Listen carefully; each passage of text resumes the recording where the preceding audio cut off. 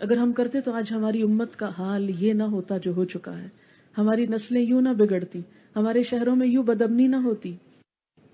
اسلام تو امن کا پیغام ہے. صرف اعلان کرنے سے یا نعرہ لگانے سے یا لیبل لگانے سے اسلام نہیں آتا. اس کام کو کرنے کے لیے جو پلیٹ فارم ہم نے اختیار کیا ہے اس کا نام الہدا ہے. یہ صرف ایک نام ہے، کوئی جماعت نہیں، فرقہ نہیں، تنظیم نہیں، کچھ بھی نہیں، نتھنگ. نہ اس کی کوئی رکنیت ہے، نہ ممبر شپ ہے. جو بھی شخص علم سے شوق رکھتا ہے وہ آئے، اس چھت کے نیچے بیٹھے اور سیکھ کر چلا جائے. بعد میں ہمارے ساتھ رابطہ رکھے یا نہ رکھے، ہمارا شکریہ ادا کرے یا نہ کرے، کبھی سلام کرے یا نہ کرے، ہمیں کبھی یاد کرے یا نہ کرے، ہمیں اس سے کوئی فرق نہیں پڑتا. وہ جہاں بھی جائے ہمارے لیے صدقہ جاریہ ہے. وہ کہیں بھی بیٹھے گا، کچھ بھی کرے گا، ہمیں اللہ سے اجر ملتا رہے گا. ہمیں انسانوں سے اجر نہیں چاہیے، انسانوں سے ریٹرن نہیں چاہیے. تمام انبیاء نے یہی آ کر کہا، ما اسألکم علیہ من اجر ان اجریہ الا علی رب العالمین. اس طرح کے الفاظ ملتے ہیں. میں تم سے اس بات پہ اجر نہیں مانگتا، میرا اجر تو رب العالمین کے ذمہ ہے. اور جو اجر وہ دے سکتا وہ کوئی انسان دے سکتا ہے؟ دے ہی نہیں سکتا. اس لیے ہمیں ان ریٹرن کچھ نہیں چاہیے سوائے اس کے کہ آپ جو کچھ سیکھیں اسے آگے کسی کو پہنچا دیں، وہ کوئی بھی ہو. ایک کو پہنچائیں، 1000، 1,00,000، 1 کروڑ، جتنی آپ کی قسمت، توفیق، شوق، محنت. ہم جواب میں صرف آپ سے یہ چاہتے ہیں. ہمیں اس سے کوئی فرق نہیں پڑتا کہ تعداد کتنی ہے، ایک سیکھنے والا یا 100 سیکھنے والے ہیں یا زیادہ ہیں.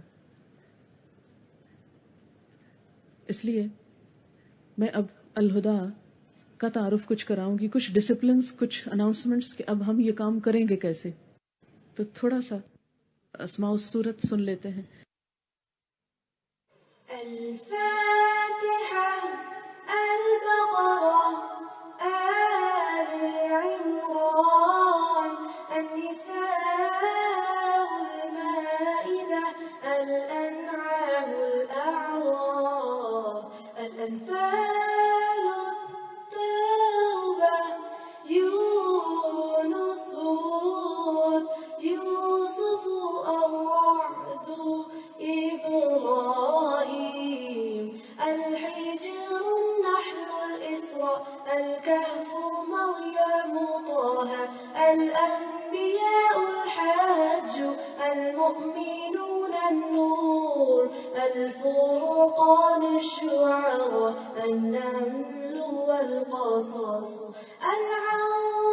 العنكبوت، الروم، لقمان، السجدة، الأحزاب، سباه، فاطر، ياسين، الصافات، الصاد، الزمر، المؤمن، فصلت، الشورى، زخرف، الدخان، الجاثيات، الأحقاف، محمد، الفتح، الحجرات، طه، الذاريات، الطور، النجم، والقمر، الرحمن، الواقعة، الحديد، المجادلة، الحشر، الممتحنة، الصف، الجمعة، المنافقون، التغابن، الطلاق، التحريم، الملك، القلم، الحاقة، المعارج، نوح، الجن، المزمل، المدثر، القيامة، الإنسان، المرسلات، النبأ، النازعات، عبس، التكوير، الانفطار، المطففين،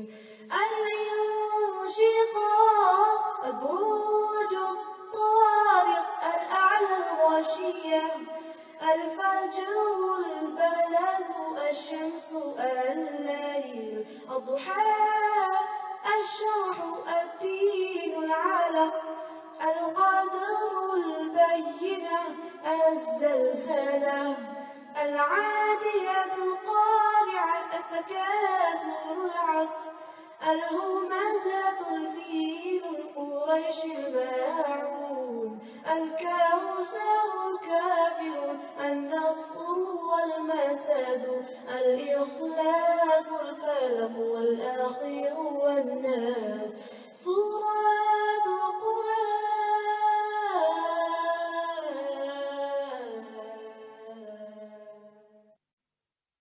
الہدا کا لفظ جو ہے یہ عربی لفظ ہے دال، یہ اس کا روٹ ہے.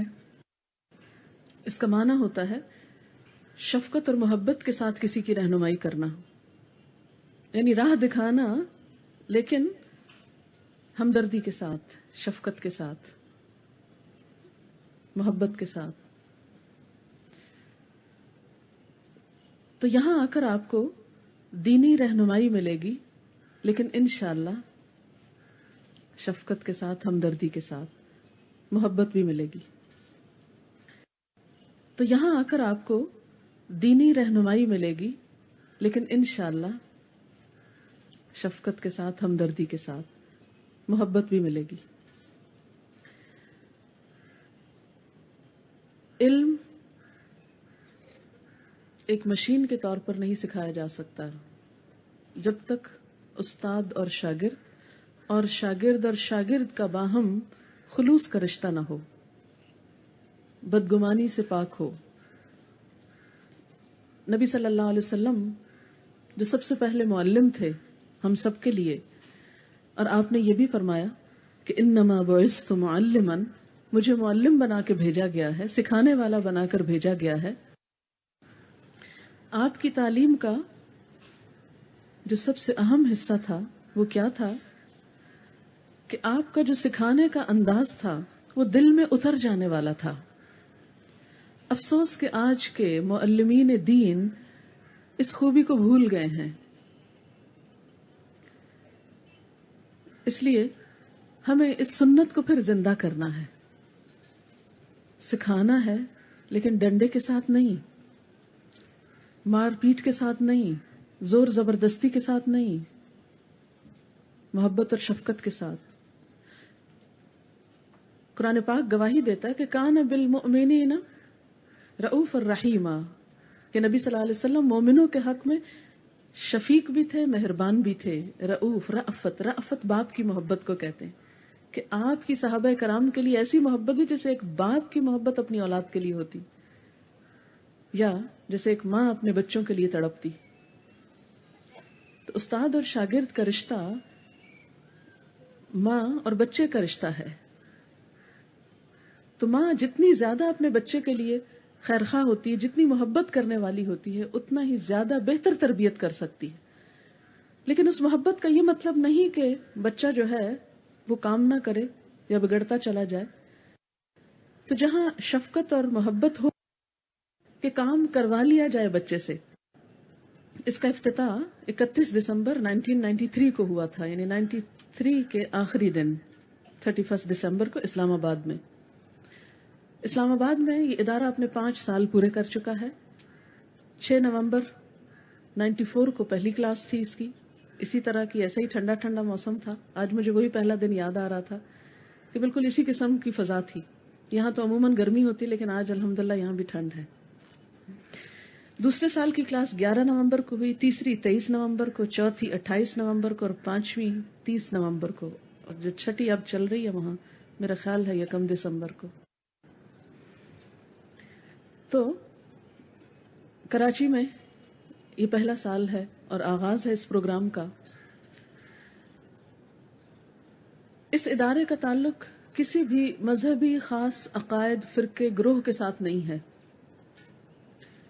اس کی جو بنیادیں ہیں بس وہ 2 ہیں، قرآن اور سنت. لا الہ الا اللہ محمد الرسول اللہ.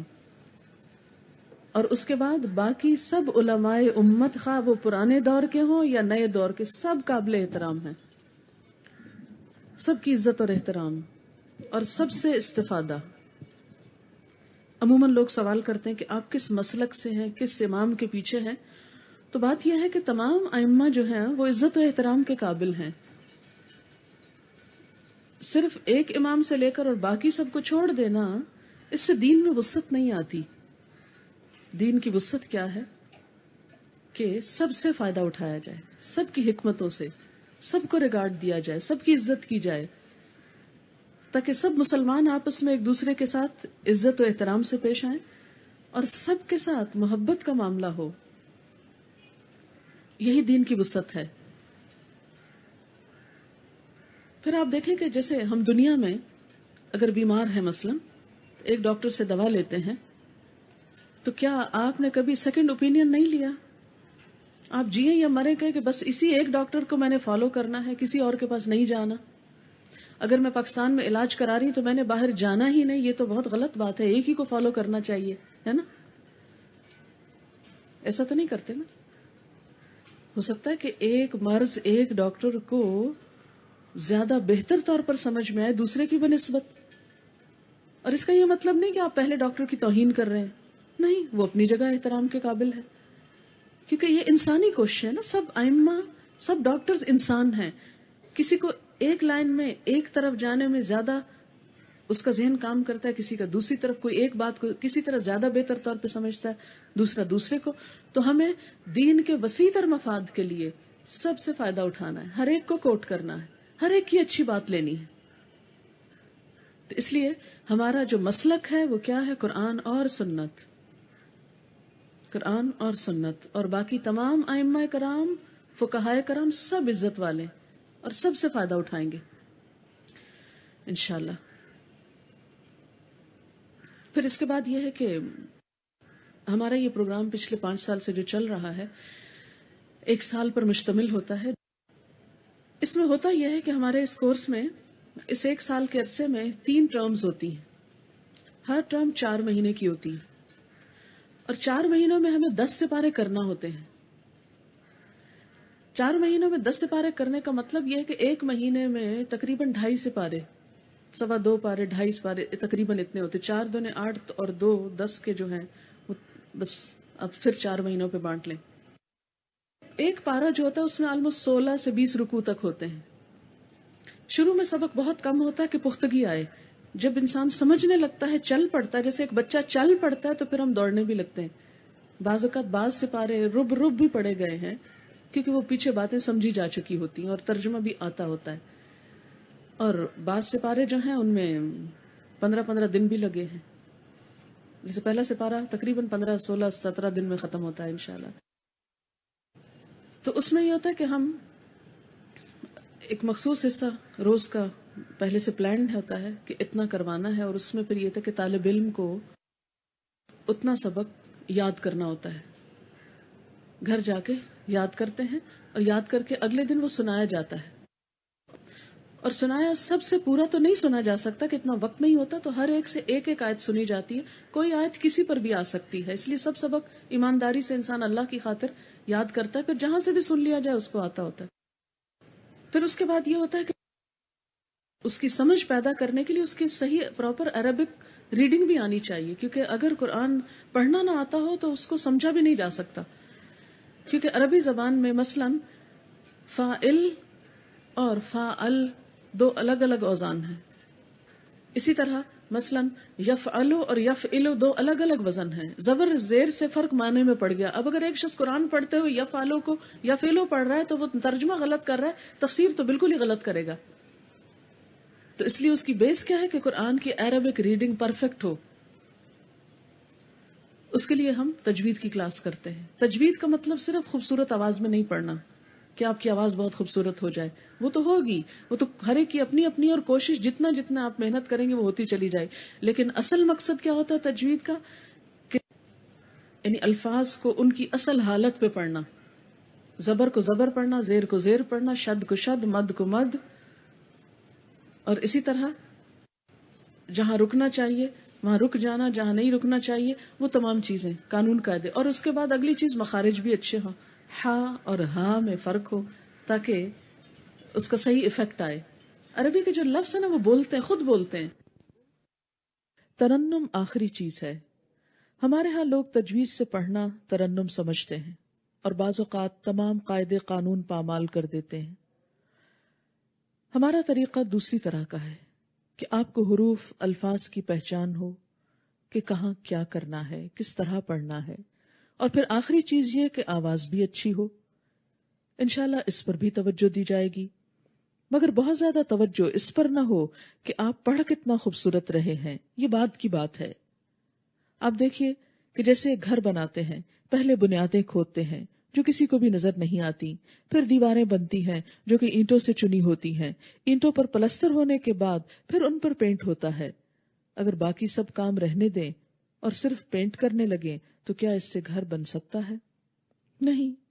اسی طرح اگر حروف کی ادائیگی درست نہ ہو، مخارج درست نہ ہو اور صرف آواز میں ترنم پیدا کرنے کی کوشش ہو تو قرآن کو کبھی بھی صحیح طور پر پڑھنے کا حق ادا نہیں ہو سکتا. خوبصورت آواز یہ آخری درجہ ہے. اس لیے پہلی چیز صحیح الفاظ اور صحیح ادائیگی اور اس کی پریکٹس. یاد رکھیے یہ سب کچھ کثرت کے ساتھ پریکٹس کرنے سے ہی آتا ہے. انسان کے حلق میں آواز کی ادائیگی کے اعضاء میں کچھ پیسیجز بنتے ہیں اور یہ مسلسل پریکٹس سے ہی بنتے ہیں. بالکل ایسے ہی جیسے کسی بھی ناہموار زمین پر جہاں پہلے سے کوئی راستہ موجود نہ ہو تو لوگوں کے کثرت سے آنے جانے سے، تکرار سے وہ خود بخود ایک راستہ بن جاتا ہے. اسی طرح اگر کسی حرف کو بار بار ادا کیا جائے تو حلق میں بھی ایک پیسج بن جاتا ہے اور بعد میں اس کی ادائیگی آسان ہو جاتی ہے. پھر قرآن کا ترجمہ کرنے کے لیے آپ کو یہ معلوم ہونا چاہیے کہ ترجمے میں کس چیز کی بات ہو رہی ہے، کیا کام ہو رہا ہے. لفظ آپ نے بولا فعل ہے، یعنی کسی کام کی بات ہو رہی ہے. کسی چیز کی بات ہو رہی ہے تو اسم ہوگا، یا ان دونوں کو کوئی چیز کنیکٹ کر رہی ہے. یعنی عربی گرامر، بس 3 ہی چیزیں عربی گرامر میں. بہت سمپل، آسان سی، مختصر سی بات ہے گرامر. لوگوں نے اس کو ایک ہوا بنایا ہوا ہے، پتہ نہیں کتنے کتنے مہینے اس کو پڑھتے پڑھاتے رہتے ہیں. اور کئی دفعہ میرا دیکھنے کا اتفاق ہوا کہ جب میں کسی طالب علم سے پڑھے ہوئے سے کہتی ہے ادھر آؤ ذرا سا یہ بتاؤ کہ یہ اس وقت یہ لفظ کیا ہے، تو ان کو پہچان نہیں ہوتی کہ یہ کیا ہے، فاعل ہے یا فعل ہے یا مفعول ہے، یہ پتہ ہی نہیں ہوتا. وہ الگ رٹا جا رہا ہے اور یہ الگ پڑا ہوا ہے. ہمارا طریقہ مختلف ہے، اور وہ کیا ہے کہ ہماری اصل چیز قانون اور قاعدے نہیں، اصل چیز ٹیکسٹ ہے. وہ قانون قاعدے اس کو بس آپ کو معلوم ہے پہلے قرآن اترا تھا، قاعدے بعد میں بنے ہیں. ہم پہلے گرامر پڑھتے ہیں پھر قرآن پڑھتے ہیں، ہے نا الٹ طریقہ. بہت سے لوگوں کو میں نے یہ سنا ہے کہ وہ پوچھے بھی کیا کر رہے ہیں، گرامر پڑھیں بھی کس لیے پڑھیں، تاکہ قرآن سمجھیں. مجھے کبھی سمجھ نہیں آئی اس طریقے کی. اگر آپ گاڑی پیچھے کی طرف چلائیں گے تو منزل پہ کیسے پہنچیں گے؟ یاد رکھیں قرآن پہلے اترا ہے، گرامر بعد میں بنی ہے.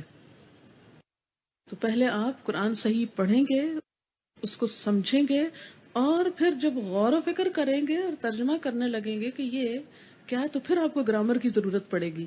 اچھا میں اس کو سمجھ لوں کہ یہ لفظ کیا ہے. تو عموماً ہم کیا کرتے ہیں کہ ایک قاعدہ بتاتے ہیں سمپل طریقے سے، اور پھر اس کی امپلیمنٹیشن یہاں کرتے ہیں. اس کو ہم تطبیق بولتے ہیں، تطبیق یعنی اپلائی کرنا. جیسے ابھی میں نے بتایا نا کہ 3 چیزیں بس گرامر میں. ایک چیزوں کے نام ہیں، اسم ہے، یا انسانوں کے نام ہیں، اور ایک کام ہے. مثلا میرا ایک نام ہے اور میں ایک کام کر رہی ہوں، اسی سے ہی ساری کہانی بنتی ہے. تو کام کیا ہے؟ مثلا بیٹھی ہوں، چل رہی ہوں، چل رہی تھی، آئی تھی، کروں گی، یہی ہے نا. کیا تھا، کر رہی ہوں، کروں گی. 3 باتیں ہو گئی، کام کرنے کی 3 حالتیں ہو گئی. اور پھر ان 2 کو یعنی میرے اور میرے کام کے درمیان ایک کنیکشن ہے، اس کنیکشن کو جوڑنے کے لیے کچھ حروف ہوتے ہیں. ان 3 بنیادوں پر بھی گرامر ہے. اسی کی آگے وضاحت ہوگی، اسی کی ڈفرنٹ شیپس بدلیں گی، اور وہ قرآن میں آپ کو ساتھ ساتھ بتائیں گے کہ یہ اب کیا بن گیا لفظ. اور کچھ بھی بننے سے پہلے کیا ہے اس کا روٹ پتا ہونا چاہیے کہ کس پہ گھوم رہا ہے، اصل کانٹینٹس کیا ہیں. مثلا آپ دیکھیں کیک کے اصل کانٹینٹس کیا ہیں وہ آپ سب کو معلوم ہے، لیکن پھر اس میں فلیور مختلف ہو جاتے ہیں، رنگ مختلف ہو جاتے ہیں، ڈیکوریشن مختلف ہو جاتی ہے، سائز مختلف ہو جاتا ہے. 3 سبجیکٹس ہو گئے، 3 چیزیں ہو گئی ہیں، ایک ہی چیز اصل میں. یعنی قرآن کا ترجمہ، تفسیر، اس کی روح اور اس کو صحیح پڑھنا، یعنی ایک قرآن کو بیچ میں رکھ کے ایک طرف اس کو صحیح پڑھنا اور دوسری طرف اس کا انالائٹیکل، اس کی اپروچ کے ساتھ اس کو انالائز کرنا کہ یہ کیا ہے، ترجمہ کیسے کرے. کیونکہ آپ میں سے بہت سے لوگ آگے بھی پڑھائیں گے، تو جب پڑھائیں تو غلط نہ پڑھائیں. تو ہمیں کیا کرنا ہے؟ جب آگے بتانا ہے تو ذرا معلوم ہونا چاہیے. اچھا، پھر یہ ہے کہ قرآن جس پر اترا یعنی نبی صلی اللہ علیہ وسلم، وہ کون تھے، وہ کیسے انسان تھے، انہوں نے قرآن کے اوپر عمل کیسے کیا؟ کیونکہ یہ کتاب عمل کے لیے ہے نا. کیونکہ کسی بھی علم پر اگر عمل نہ کیا جائے، مثلا ایک شخص ڈاکٹر بنتا اور پریکٹس نہیں کرتا، تو آپ کی نظر میں وہ کیسا انسان ہے؟ کبھی آپ کو کوئی شخص ملے کہ جو سرجن ہے، بہت ہائی ڈگری رکھتا ہے، ہائیلی ایجوکیٹڈ ہے، کوالیفائڈ ہے، بہت انٹیلیجنٹ ہے، سب کچھ، لیکن وہ پریکٹس نہیں کر رہا، کام نہیں کر رہا، تو آپ کیا کہیں گے اس کو؟ افسوس کریں گے نا اس پر کہ ہائیلی کوالیفائڈ ہونے کے باوجود اس علم کو عمل استعمال میں ہی نہیں لا رہا. بہت سے لوگ تو کوسنا شروع کر دیں گے وہیں کھڑے ہو کر کے، پھر اتنا پیسہ کیوں ضائع کیا تھا، اتنے سال کیوں لگائے تھے، یہ سب کچھ کس لیے ہوا تھا اگر تم نے اس کو عمل میں نہیں لانا.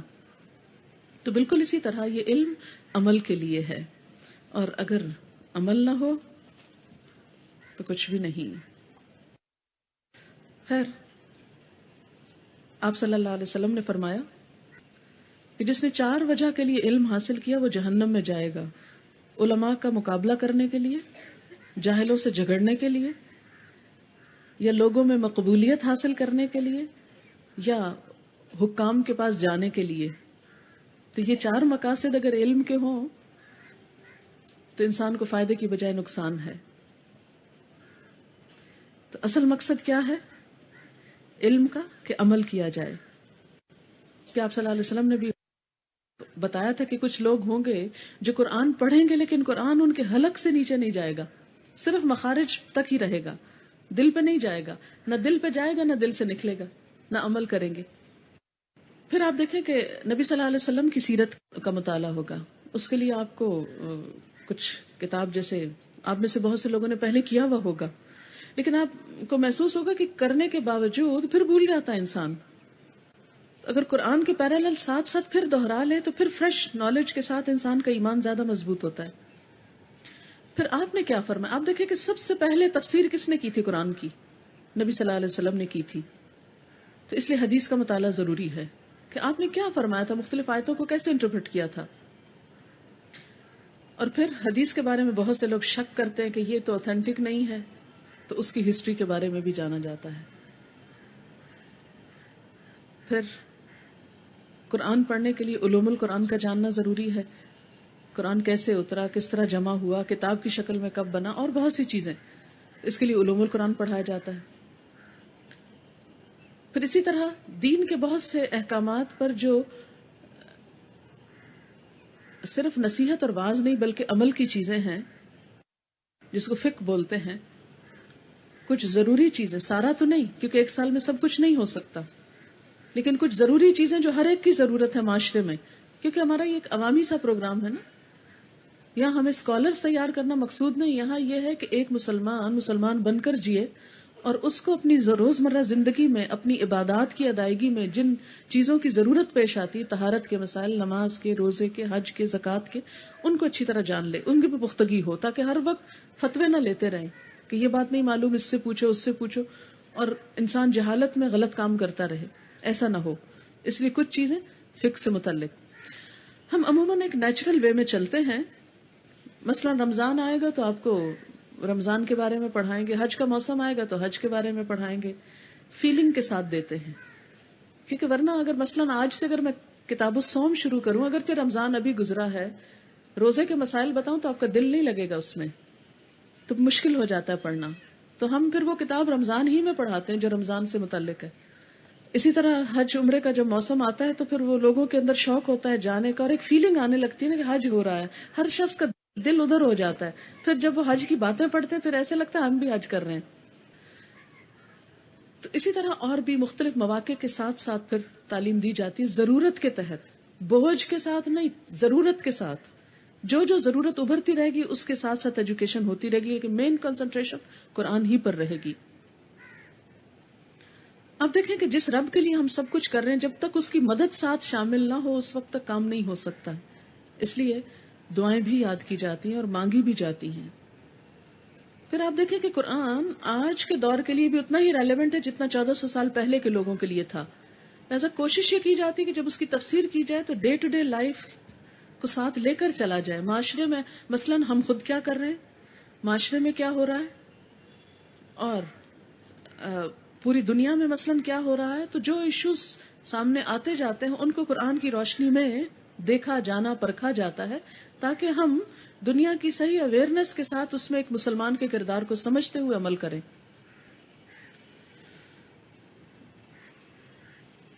جب جانے لگیں گے آپ انشاءاللہ، آج ہی جانے کی باتیں ہونے لگی، تو اس میں یہ ہے کہ پھر آپ کو ضرورت پیش آئے گی کہ آگے بتانے کا طریقہ کیا ہونا چاہیے. اس کے لیے پھر حکمت تبلیغ ہوتی ہے کہ آگے کیسے بتائیں، کیسے سکھائیں. کچھ پریکٹس بھی کروائی جائے گی انشاءاللہ.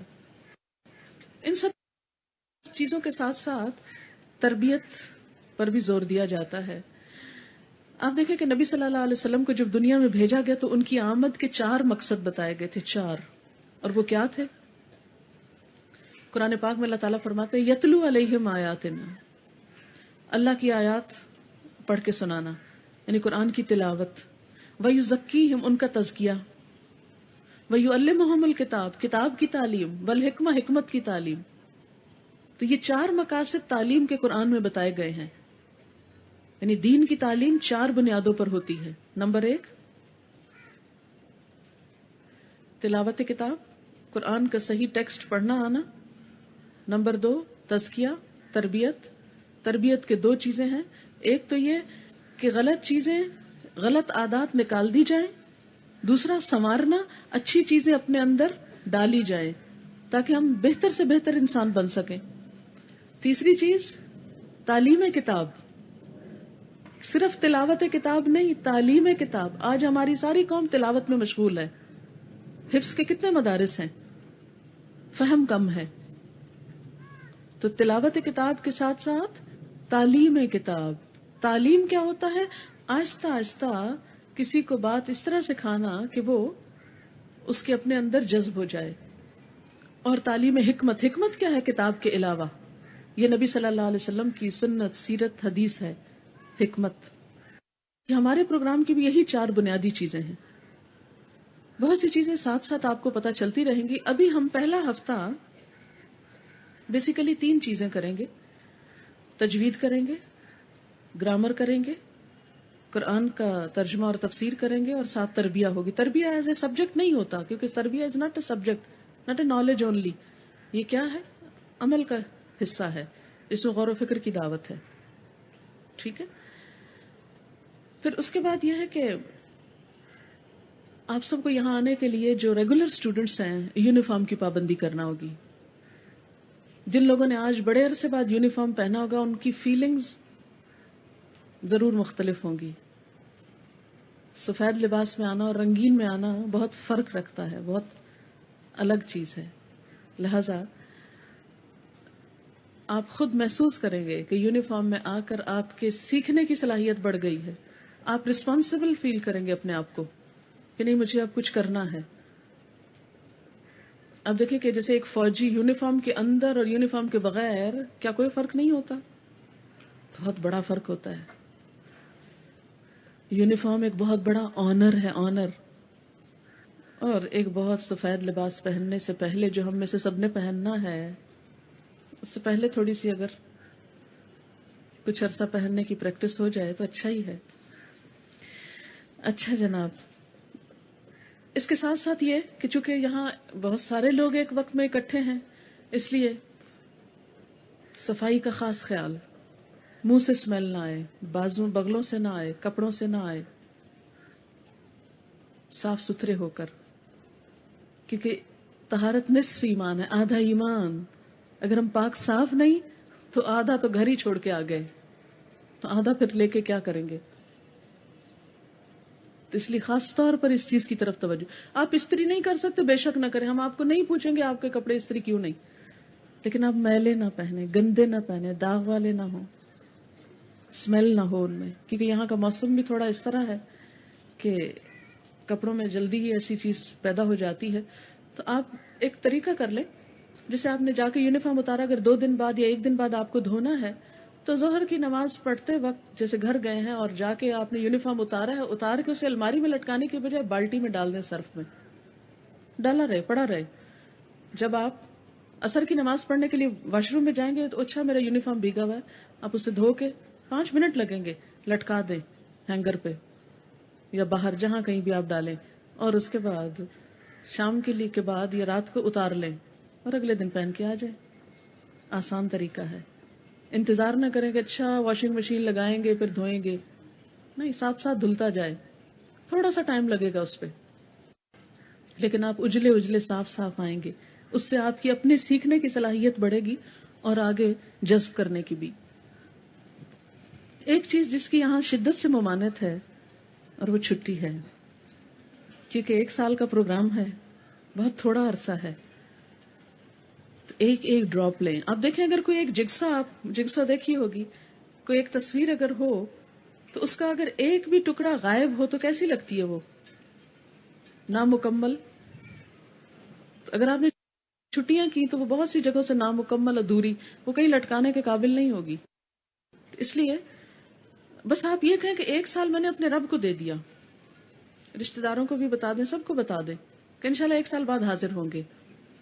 یعنی اس کا یہ مطلب نہیں کہ ٹوٹل بائیکاٹ، لیکن انفارم کر دیں کہ ہم 1 سال کے لیے کمٹمنٹ کر لی، ہم اللہ کے مزدور ہو گئے، اللہ کی جاب پہ چلے گئے، فی سبیل اللہ نکلے ہیں. گھر کے باقی کام ہوتے رہیں گے لیکن نمبر 1 یہ ہو جائے، اب باقی چیزیں نمبر 2 ہو جائیں. وہ جائیں گی نہیں، ختم نہیں. اسلام یہ نہیں کہتا سب چھوڑ دیں، یہ نہیں کہا جا رہا، لیکن وہ نمبر 2 پہ آ جائیں، یہ نمبر 1 پہ آ جائے. پھر اسی طرح یہ کہ آپ کو کوئی مشکل ہو، تکلیف ہو، کمپلینٹ ہو، وہ سجیشن باکس ہے، ہر ایک سے ڈسکس نہ کریں. کیونکہ عموماً یہ ہوتا ہے کہ ہمارے دل میں کوئی آئیڈیا آیا، کوئی خیال آیا، کوئی شکایت پیدا ہوئی، بجائے اس کے کہ ہم اسے ذمہ دار شخص تک پہنچائیں جو اس کو حل کر سکے، ہم کیا کرتے ہیں، ہمارا طریقہ کیا ہوتا ہے، جو پاس کھڑا ہے شخص اس کو تقریر سنانے لگتے ہیں اور سب سنا کے سمجھتے ہمارا فرض ادا ہو گیا. مسئلہ وہی رہا، تقریر الگ ہوئی، انرجی ویسٹ ہوئی اور حاصل کچھ بھی نہ ہوا. تھوڑا باوقار انداز میں کیا کرے جو مسئلہ کوئی، کیونکہ یہ سب انسانی کوششیں ہیں نا، میں بھی انسان ہوں، آپ بھی، ہم سے غلطیاں ہوں گی، ہم فرشتے بن کے نہیں اترے، لیکن ان کا حل کیا ہے؟ لکھیں 2 لائنیں، سب لکھے پڑھیں، علامہ بالقلم، قلم استعمال کریں اور اسے اس میں ڈال دیں، وہ سب مجھ تک پہنچ جائیں گی اور انشاءاللہ جہاں جہاں جو کرنا ہوگا وہ کرتے چلے جائیں گے. لیکن اگر آپ آپس میں ناراض ہو کر اور غصے غم کا اظہار کر کے چلے جائیں کہ یہاں تو یہ ہوا وہ ہوا اور ہمیں کچھ فائدہ نہ ہوا، اور جو بھی آپ کے دل میں، تو اس سے ہمیں تو نہیں پتا ہوگا کہ کیا ہوا، یا ہو سکتا ہے آپ کو غلط فہمی ہوئے. یا اسی طرح کوئی اچھا مشورہ آپ دینا چاہیں، ہو سکتا ہے آپ کے اچھے مشورے کی وجہ سے کوئی اچھی چیز شروع ہو جائے اور اس کا سارا کریڈٹ آپ کو جائے اللہ کے ہاں. تو کبھی اچھا مشورہ دینے میں نہ چوکے، سجیشن دینے میں، کمپلینٹ کرنے میں، کچھ کرنے میں، جو کہنا چاہیں کہیں، پوری آزادی ہے، کوئی رکاوٹ نہیں، کوئی ممانعت نہیں، لیکن خاموش ڈبے کی نظر. کہیں اور بولیں گے غیبت ہوگی، نقصان ہوگا، اپنا بھی وقت ضائع ہوگا، مسئلہ بھی حل نہیں ہوگا. پھر اسی طرح یہ ہے کہ آپ کو کچھ کتابیں خریدنا ہوں گی. کچھ بچیاں اسپانسر پہ ہیں، اسپانسر پہ آتے ہوئے بس ایک چیز کا خیال کریں کہ آپ اپنے آپ سے سوال پوچھیں، آپ ڈیزرو کرتے ہیں؟ اگر ڈیزرو کرتے ہیں تو بالکل نہ جھجکیں، فوراً اپلائی کریں. الحمدللہ اسپانسر کرنے والے بھی بہت سے لوگ موجود ہیں اور آپ کو اس میں کتابیں، یونیفارم، ٹرانسپورٹ، اگر ہاسٹل میں تو کھانے پینے کا جو بھی ضرورت ہوگی انشاءاللہ پوری کی جائے. کوئی ایک شخص مالی مشکل کی وجہ سے پیچھے قدم نہ کرے کہ میں افورڈ نہیں کر سکتا اس کورس کو، کہ میں کتابیں نہیں خرید سکتا. اگر ہماری اسپانسر کم پڑ گئی ہم بک فنڈ قائم کریں گے. اگر وہ بھی نہ ہوا انشاءاللہ اللہ کی مدد آئے گی اور کام ہوگا. تو اگر آپ میں سے کوئی مثلاً اور کسی چیز کے لیے نہیں لے رہا لیکن کتابیں نہیں خرید سکتا, فیل فری, آپ آئیں ہم سے ٹوکن لیں اور کتاب لے لیں. ہم ان لوگوں کو ٹوکن ایشو کر دیں گے, لیکن یہ کہ آپ کو یعنی ایک طریقہ کار طے کر کے آپ کو بتا دیں گے. اگر کسی کو صرف کتابیں چاہیے وہ بتا دے, صرف ٹرانسپورٹ چاہیے وہ بتا دے. اسی طرح یہ کہ فرسٹ ایڈ باکس ہم یہاں بھی انشاءاللہ رکھیں گے. جوتوں کا ارینجمنٹ تو میرے خیال ہے پہلے والا ہی ہوگا, تھیلیوں میں اپنے پاس ہی رکھیں تو بہتر ہے تاکہ جاتے ہوئے آپ کو دقت نہ ہو. کل آپ باوضو آئیں گے. ہمارا ایک طریقہ رہا ہے کہ ہم سب سے پہلے نفل سے ابتدا کرتے ہیں, اللہ سے مدد مانگ کے. تو سب سے پہلے ہم نماز پڑھیں گے, کل نفل پڑھیں گے, دعا کریں گے, پھر کلاس شروع کریں گے. سبحانک اللہم و بحمدک نشہد ان لا الہ الا انت نستغفرک و نتوب الیک.